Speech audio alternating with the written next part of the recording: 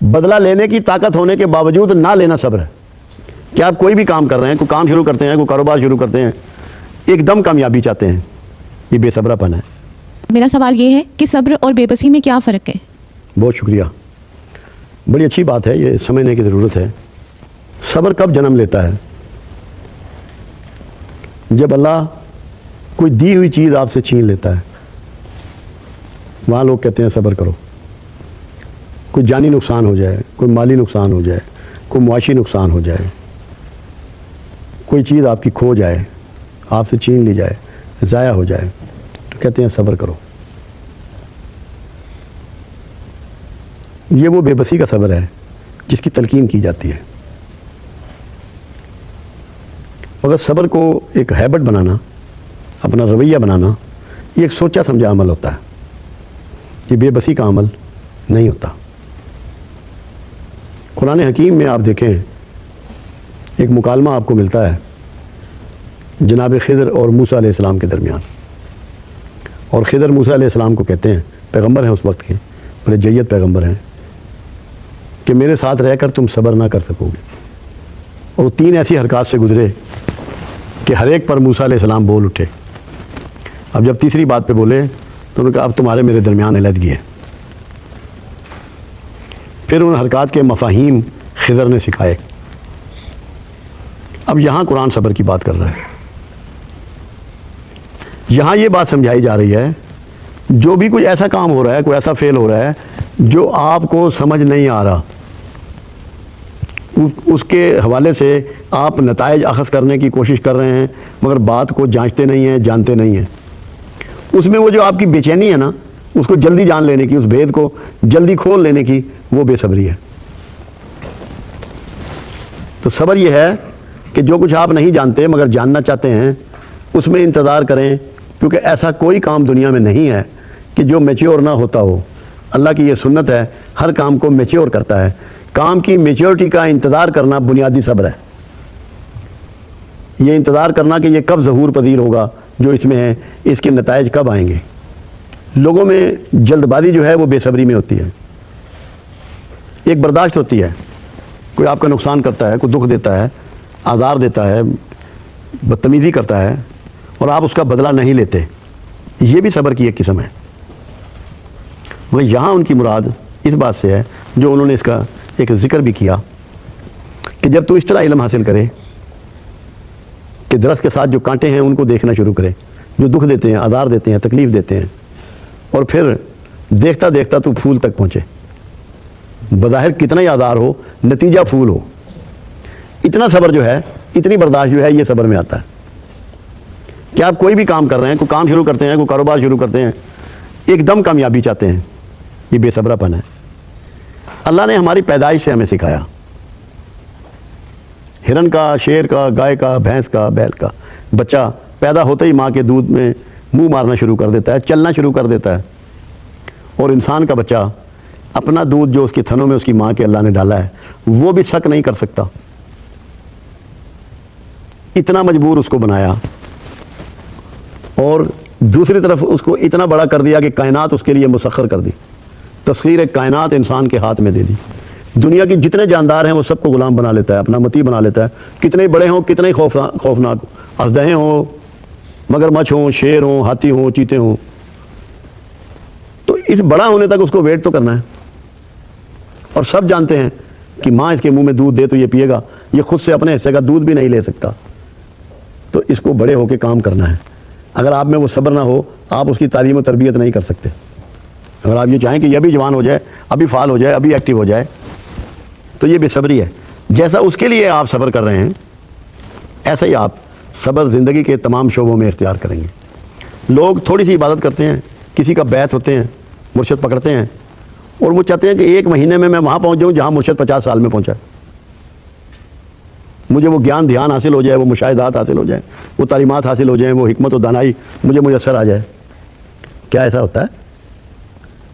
کیا بچہ پہلی کلاس میں ہوتے پی ایچ ڈی میں پہنچ جاتا ہے؟ یہ سارے صبر کے شعبے ہیں. اس کو ہم برداشت کرتے ہیں, ہمیں اس کو سیکھنا ہے, ہمیں دیکھنا ہے. مقصد یہاں ان کا سمجھانے کا یہ ہے اپنے کاموں کی میچورٹی کے بارے میں پریشان ہونا چھوڑ دو. تمہارے کام آخر انجام کو پہنچیں گے اور تمہیں اللہ اس کے فروٹ کھلائے گا, اس کے فروٹ تم تک پہنچائے گا. تم ویٹ کرنا شروع کرو, انتظار سیکھو. سب سے زیادہ ہمارے یہاں بے صبری انتظار میں ہوتی ہے. ہم کہیں بھی چلے جائیں تو کیوں توڑ دیتے ہیں, کیوں کو ہم احترام نہیں کرتے بے صبری کی وجہ سے.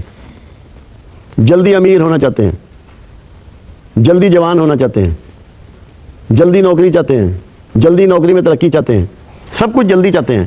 یہاں جو سکھایا جا رہا ہے کہ رسپیکٹڈ ہونے کے لیے, باعزت ہونے کے لیے, پرسکون ہونے کے لیے آپ کے لیے لازم ہے کہ آپ برداشت کی عادت ڈالیں, صبر کی عادت ڈالیں, انتظار کی عادت ڈالیں.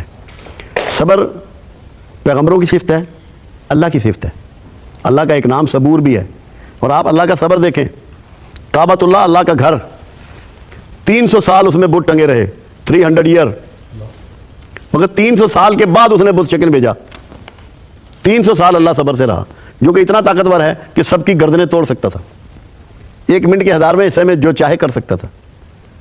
تو اللہ کی سنت یہ ہے کہ آپ بھی صبر سے انتظار کریں چیزوں کا. آج کا معاشرہ بہت زیادہ ڈسٹرب ہے, لوگ فرسٹریشن میں ہیں, ڈپریشن میں ہیں, کیونکہ جلدی نتائج چاہتے ہیں, نتائج کے پیچھے بھاگ رہے ہیں, ہارن پہ ہارن بجا رہے ہیں سڑک پہ. پورے معاشرے میں انہوں نے نائز پولوشن پھیلا دی ہے. ان کو پتہ نہیں ہے کہ ہم کتنا بڑا کرائم کر رہے ہیں. انہوں نے سیکھا نہیں ہے, اللہ سے نہیں سیکھا. اس کے رسول اللہ صلی اللہ علیہ وسلم کے بارے میں جب معاشرے نے یہ کہا کہ صادق اور امین ہے, تو یہ ہم تک بات پہنچائی گئی. حالانکہ 3 باتیں تھیں جو کملی والے کے بارے میں کہی گئی. وہ 3 باتیں تھیں کہ صادق اور امین ہے اور صابر ہے. انسانیت میں اگر کوئی صابر ہے تو بہت معزز ہے, بہت محترم ہے. رسول اللہ صلی اللہ علیہ وسلم جب بکریاں چگایا کرتے تھے, آپ کے پاؤں میں جوتا نہیں ہوتا تھا, وہاں کے کانٹے آپ کو چبھتے تھے, پاؤں زخمی ہو جاتے تھے. مگر کہیں لکھا ہے تاریخ میں کہ اللہ کے رسول نے ایک دن بھی شکوہ کیا ہو, یا گریہ کیا ہو اس بات پہ, یا واویلا کیا ہو؟ تذکرہ تک نہیں کیا. وہ جانتے تھے کہ میرا مشن بہت بڑا ہے, مجھے اس صعوبت سے گزرنا ہے, ان گھاٹیوں سے گزرنا ہے, کیونکہ مشن بہت بڑا ہے. یہاں صبر کی جو آپ کو تلقین کی جا رہی ہے, اس کی بات سمجھائی جا رہی ہے, وہ اس لیے کیا جا رہا ہے کہ مشنری ہو جاؤ, اپنے مشن, اپنے گول بنا لو, اور ان کو اچیو کرنے کے لیے جو تکلیفیں آئیں ان کو ویلکم کرو, ان کو حاصل کرو, ان کو گلے سے لگا لو, ان مصیبتوں کو, ان پریشانیوں کو, تاکہ دنیا میں کوئی اچیو کر سکو. جو لوگ صبر اختیار نہیں کرتے, اختیاری صبر. اب جیسے رسول اللہ صلی اللہ علیہ وسلم معاذ اللہ غریب نہیں تھے, سینکڑوں بکریے لوگوں کو بانٹ دیتے تھے, اونٹ بانٹ دیتے تھے, جو سامان آتا بانٹ دیتے تھے, مگر فاقے کرتے تھے, کپڑوں کو پیمن لگاتے تھے, جوتیوں کو گانٹھ لیتے تھے. یہ بتانے کے لیے کہ اگر اس طرح کا صبر اختیار کرو گے اور اشیاء کے پیچھے نہیں بھاگو گے تو محترم ہو جاؤ گے, عزت پاؤ گے. تو یہ ساری چیزیں, صبر تو ایک بہت بڑی طاقت ہے, اور بے بسی بالکل الگ چیز ہے. اب آپ دیکھیے کہ رسول اللہ صلی اللہ علیہ وسلم طائف جاتے ہیں, وہاں لوگ آپ کو دکھ پہنچاتے ہیں, تکلیف پہنچاتے ہیں. آپ بے بس نہیں ہیں. فرشتہ کہتا ہے اگر آپ کہیں تو ہم 2 پہاڑوں کو ملا دیں, یہ سب بیچ میں پس جائیں گے. مگر آپ نے فرمایا میں اللہ سے امید کرتا ہوں کہ اللہ انہیں, ان کی اولادوں کو ہدایت دے گا. فتح مکہ ہوئی ہے, سب سے بدلہ لے سکتے ہیں. فرما رہے ہیں جو حرم میں داخل ہو جائے پناہ, ابو سفیان کے گھر میں داخل ہو جائے پناہ, دیوار کی طرف منہ کر کے کھڑا ہو جائے پناہ. بدلہ لینے کی طاقت ہونے کے باوجود نہ لینا صبر ہے. آپ صابر تب ہیں کہ آپ ریونج لے سکتے ہیں, آپ کے پاس طاقت موجود ہے, ذرائع موجود ہیں, مگر ایسا نہیں کر رہے تو آپ صابر ہیں, بے بس نہیں ہیں. بے بس تو مجبور ہوتا ہے, اس کے پاس تو اور چارہ ہی نہیں ہوتا کہ وہ صبر کرے, کیونکہ وہ ریونج لینے کی طاقت ہی نہیں رکھتا, اس کے پاس قوت ہی نہیں ہے. یہاں صبر یہ ہے کہ آپ کے پاس ساری طاقتیں موجود ہیں, سرمایہ موجود ہے, ذرائع موجود ہیں, اس کے باوجود آپ معاف کریں.